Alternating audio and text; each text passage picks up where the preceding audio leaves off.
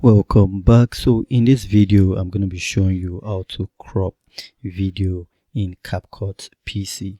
This process is super easy, not complicated, and you can easily do it by starting with importing your track.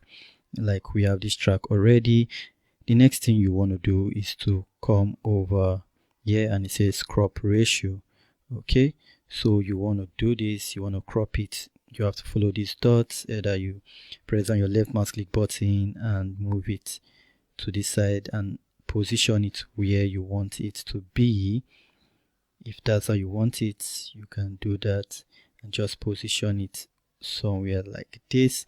So now it gets out all this extra space, and now you have your cropped image, and all you need to do is to confirm.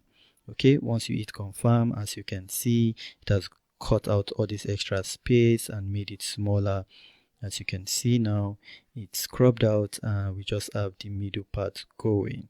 Okay, I already showed you how to put your subject in frame, so make sure you watch that lecture if you skipped it and you understand how to do that better. But this is just me showing you how to crop video in Capcut PC.